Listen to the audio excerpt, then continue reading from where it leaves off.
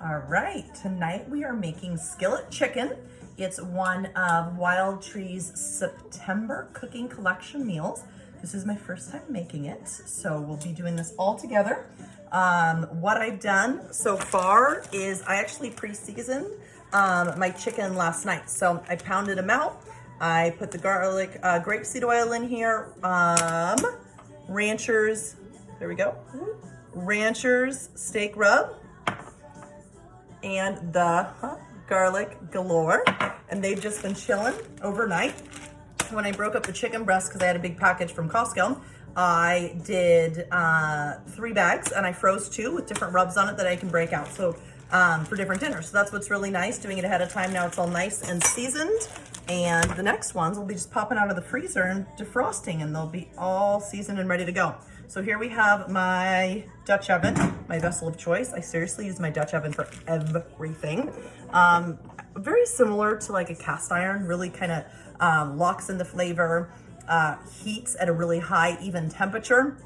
So like sauces that take, 5 or 6 hours to get those maximum flavors in them, you can do in a Dutch oven in a lot less time. Same thing with the cast iron skillet. I've yet to master the cast iron, and I have totally fallen in love with my Dutch oven. So I heated up some of the grapeseed oil, just a splash, about a tablespoon in here. And I'm gonna take my chicken breasts that have been rubbed with the grapeseed oil, the Rancher's rub, and the garlic galore, and put them, get that sizzling, in my cast iron skillet. I'll show you guys. And they are going to sizzle in here. I'm probably gonna do about, 7-8 minutes aside. Wait till it gets nice and brown. And then we'll flip them and we'll do the next. All right, so our chicken is just about done. I'm gonna show you what it looks like. Grab this pan. See how it is all nice and brown and cooked on both sides, and see all that brown caramelized yumminess at the bottom. That is what's gonna add so much flavor to the sauce we're making. Now, one of the keys to cooking chicken, when you know it's okay to flip it, is your chicken won't stick. If you try to flip your chicken and it's sticking to the bottom of the pan, that means it's not done. It's not ready to be flipped yet. Now, the recipe that you're gonna follow when making this says to cook the chicken all the way through before taking it out and making the sauce. I don't wanna do that because we're gonna put the chicken back in at the end, and I want to finish it in its sauce so that it doesn't get overcooked. All right, so now we have this beautiful goodness all over the bottom of this pan, the brown caramelized goodness, and we are gonna add in the 2 tablespoons of butter. We're gonna melt that butter, and that is going to help pull all that sticky bits off the bottom. And we're gonna put in 5 ounces of sliced mushrooms. Those little mushrooms in there. And a medium chopped finely red onion. Put that in there. And a teaspoon of our Rancher's steak rub. All right, let's get that in there. All right. Got that going on in there. Now I am just gonna stir it in here to coat all of those mushrooms in the butter, and the onions in the butter, and the steak rub seasoning. And then I am going to add in about 3/4 of a cup to a cup of chicken broth, low sodium chicken broth. And if you listen, what you're hearing is it deglazing the bottom of the pan. And so what that's gonna do, we're gonna whisk over here, is the heat that's on this pan, and that chicken broth is gonna lift all of the caramelized garlic, seasoning, chickenness off of the bottom. And now I am going to let this simmer nice and warm to lift up all that goodness. Cook these mushrooms and onions. We're gonna let this simmer for like 7 to 10 minutes before we do the next step.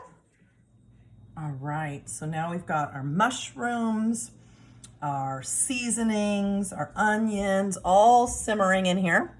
And so I've reduced the heat, and now I'm gonna add in the cream. All right, we'll add in the cream. And the recipe calls for a couple teaspoons of Dijon mustard. I don't have Dijon mustard, so I'm using stone ground mustard. Why not? I think that should work. Nice little squirt. Again, I like to ish it. And now I'm gonna stir this. I'm raising the heat on the pan a little bit because we wanna get it to a simmer. This is how it became nice and deliciously creamy. I have cornstarch and water in here. Always mix your cornstarch with water before adding it for thickening. And then I'm gonna pour this in here. And as we bring it back to a simmer by raising the heat, this is going to thicken it up nicely. You know, one of my favorite things about, let's see if I can do this. One of my favorite things about cooking with the Wildtree products is the simplicity of it. The recipes are simple, they're delicious, and I'm using so much less salt. I used to be like an over salter. Now, is there sodium in seasoning? Some of the seasoning does have sodium in it, some of them doesn't, but it's so much less than I would normally use when I'm just cooking an everyday dinner. And so with this, I'm not even adding salt. I'm just following the recipe, trusting that the little bit of sodium in here is gonna do its job, and it really, really does. And so my husband appreciates that because he likes low sodium things. You know, when you get in your 40s, you start thinking about stuff like that. All right. And of course, as I say in all my videos, just so you know, one of the best things about Wildtree is it's organic, non-GMO, SQF certified plant, vegan, and gluten-free. So that's really cool. Now, there are some products that do have dairy in it that aren't vegan, so it's not vegan across the board. A lot of it's vegan, and almost all of it is gluten-free, which is really cool. So now my sauce is thickening, and so I'm gonna take my chicken and put it back in here. I'll let you guys watch me do this. I'm learning how to use all this stuff. Okay.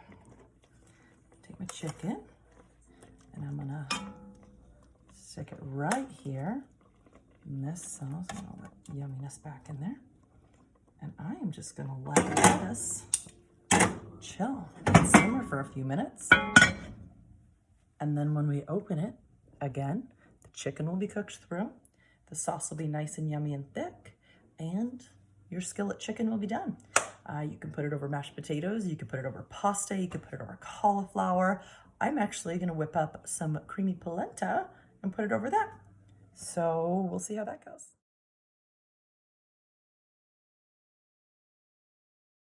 Complete. You can find the garlic galore, the rancher steak rub, and all of our amazing grapeseed oils on my website, along with all of the recipes and the other amazing recipes that come along with this month's cooking collection. Hope you enjoy the skillet chicken.